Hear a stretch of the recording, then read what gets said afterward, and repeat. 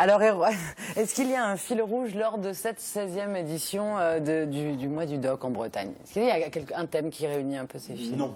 Justement, au contraire, on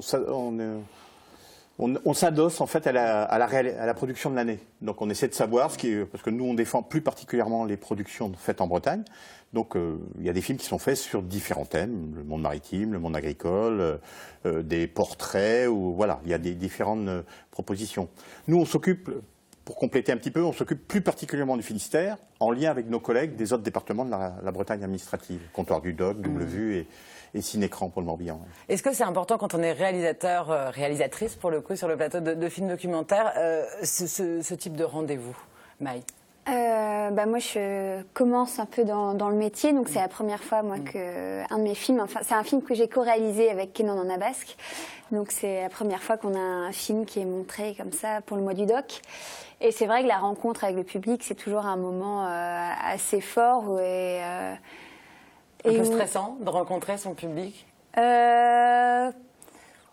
Moi, toujours, le moment stressant que je trouve toujours, c'est de montrer le film à la personne qu'on a filmé. C'est un moment, ça finit un peu le film, c'est un moment très important pour moi. Et puis après, non, c'est pas stressant, mais parfois on est étonné par les questions et parfois le public voit des choses que nous on voit pas. Donc, enfin, c'est enrichissant pour nous et comme ça continue une route au film, ouais. Mathilde, vous êtes aussi présente sur ce mois du doc avec un de vos anciens documentaires. Pour vous aussi, ce type de rendez-vous, le mois du doc, c'est hyper important. Oui, il y a Le Monde de Jean, qui est un film donc, qui est la vie de Jean Roux, l'auteur de Fils de Plouc, qui a été sélectionné au mois du doc, qui va passer samedi à Plougastel-Daoulas et la semaine prochaine à la Forêt-Fouenne. Et c'est vrai que pour moi, c'est un moment magique en fait, de voir le public, parce que quand on fait un film, il est diffusé à la télé et on ne sait pas comment réagissent les gens. On ne sait pas s'ils éteignent, s'ils zappent, etc. On ne sait pas s'ils regardent. Et là, on voit vraiment, et c'est vraiment facile. Il y a un vrai choix du spectateur, parce qu'il sort de chez lui, il vient l'après-midi ou le soir voir un film dont il a entendu parler et il a envie de rencontrer la personne qui a fait le film. C'est ça aussi l'intérêt. Sachant qu'en plus, sur le Finistère, comme vous le disiez tout à l'heure, c'est dans 65 villes que l'on va. Et petites communes.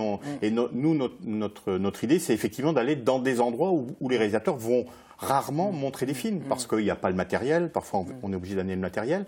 Et c'est vraiment ça quand même le projet, c'est de ne pas conforter les endroits qui ont déjà d'une belle diffusion toute l'année, et il faut les soutenir, et ils continuent à programmer à Brest, à Morlaix, à Quimper, à Concarneau, ou à Douarnenez, ou à Quimperlé, mais d'aller à Coatméal, à Saint-Éloi, ou bien à Melvin, montrer des choses, et que ces gens-là, peut-être ça leur donne envie d'aller voir des documentaires après dans d'autres salles, le reste de l'année.